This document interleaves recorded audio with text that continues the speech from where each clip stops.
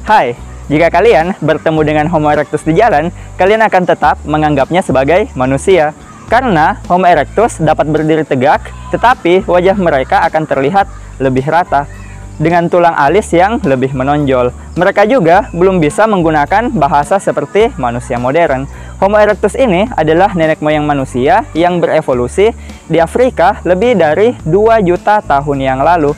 Ingin tahu lebih banyak tentang Homo erectus? Makanya simak video ini sampai habis, oke?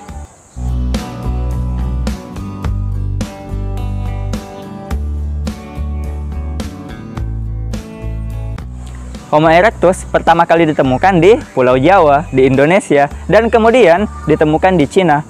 Fosil Homo erectus ditemukan oleh Eugene Dubois pada tahun 1891 di Pulau Jawa. Penemuan ini adalah salah satu bukti yang paling penting dalam mendukung gagasan evolusi tentang manusia dan teori evolusi Darwin. Penemuan terbaru tentang Homo erectus adalah penemuan artefak batu di daratan tinggi Laos, Cina, dan diperkirakan Homo erectus hidup di wilayah itu sekitar 2,1 juta tahun yang lalu. Hal ini membuktikan bahwa keberadaan Homo erectus di Asia setidaknya ada sekitar 400.000 tahun yang lalu. Situs kuno Homo erectus yang lain juga ditemukan di wilayah Kaukasus di Georgia yang berumur sekitar 1,8 juta tahun, dan di Afrika. Penjelajahan yang dilakukan oleh Homo erectus ke seluruh dunia adalah penjelajahan pertama yang dilakukan oleh spesies hominin pergi keluar dari benua Afrika. Dan ini terjadi 2 juta tahun sebelum munculnya manusia modern. Homo erectus lebih tinggi dan otak mereka lebih besar dari spesies hominin sebelumnya seperti Australopithecus atau Homo habilis. Dan juga Homo erectus ini jauh lebih pintar daripada hominin sebelumnya. Mereka adalah spesies hominin yang pertama kali menggunakan api untuk memasak makanannya dan menghangatkan tubuhnya, dan mungkin mereka juga yang pertama kali mengumpulkan makanan sekaligus berburu untuk bertahan hidup.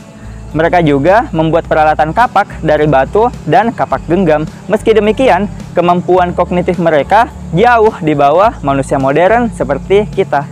Dan menurut paleoantropologi, Homo erectus berada di suatu tempat di garis keturunan manusia antara nenek moyang manusia terdahulu dan manusia modern. Dan Homo erectus adalah transisi dari hominin awal seperti Australopithecus ke Homo heidelbergensis. Jadi kesimpulannya, Homo erectus adalah spesies hominid yang berkaitan erat dengan asal mula manusia, utamanya manusia modern. Dan teori evolusi Darwin menempatkan manusia sebagai hasil evolusi jutaan tahun berasal dari makhluk yang lebih sederhana.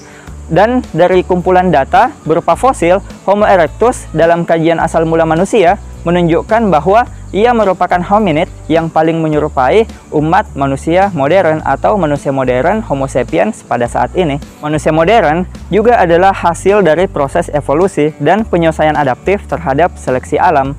Para ilmuwan sepakat bahwa struktur tubuh manusia modern secara biologis memiliki bentuk yang hampir sama dengan kelompok primata. Darwin yang terkenal dengan teori evolusinya sangat mempengaruhi usaha dalam menjawab pertanyaan asal mula manusia dalam ilmu pengetahuan.